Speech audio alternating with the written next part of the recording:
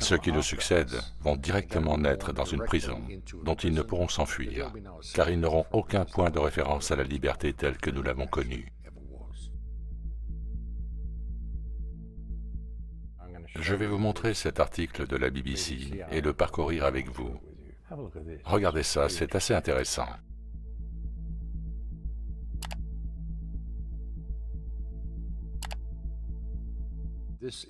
Ceci est le site web de la BBC.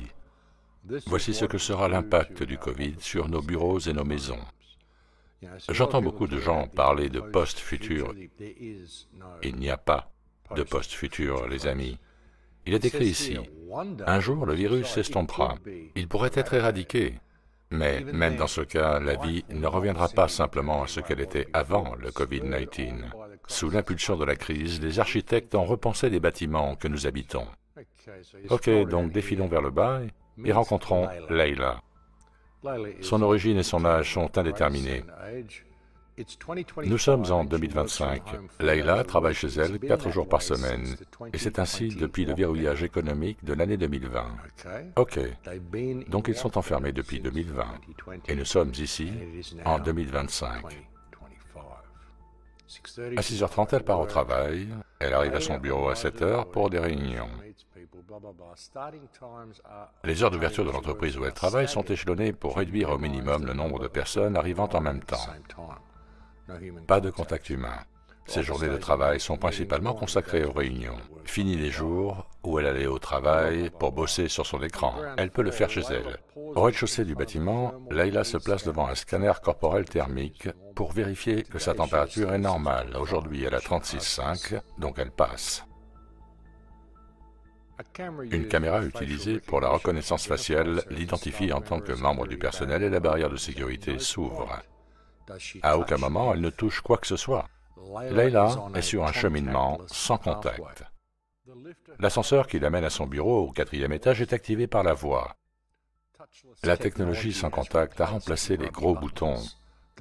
L'occupation maximale de cet ascenseur est de 2 personnes. Des ascenseurs activés par la voix, les amis. Si vous vous faites enfermer par le système de crédit social une fois que tout est géré de manière biométrique et partout sans contact, ils savent tout sur vous, tout ce que vous faites, tout ce que vous dites, tout ce que vous pensez. Si donc vous êtes bloqué hors du système en raison d'une baisse des points de votre crédit social, l'ascenseur de votre bâtiment ne fonctionnera même pas parce qu'il est activé par la voix et votre voix sera reconnue par l'ascenseur en tant que personne à l'accès refusé. Donc vous aurez des portes à commande vocale et des serrures intelligentes qu'ils vont installer chez vous. Il n'y aura bientôt plus de clavier numérique. Très vite, ils seront biométriques activés par la voix. Et si votre crédit social est trop bas, elles ne s'ouvriront tout simplement pas pour vous. Au 4e étage, elle marche dans le couloir et passe la porte. Ceux-ci sont plus larges qu'auparavant pour garder une distance entre le personnel et réduire ainsi les chances de transmission du virus. Bien sûr, c'est ce qu'ils disent, mais c'est juste pour nous garder séparés. À la porte, Leila utilise un désinfectant pour les mains. Elle y est tellement habituée qu'elle n'y pense même plus. Elle s'installe à son bureau. Une grande partie de l'immobilier ainsi que les panneaux muraux et les façades sont fabriqués à partir d'un matériau antibactérien, antimicrobien, qu'il est plus facile à nettoyer et sur lequel les bactéries ont plus de mal à se fixer. Leila se fait un café dans la cuisine où les plans de travail sont également antimicrobiens. Les poignées des tiroirs et des armoires sont en cuivre. C'est plus coûteux, mais c'est un matériau naturellement répulsif pour les microbes.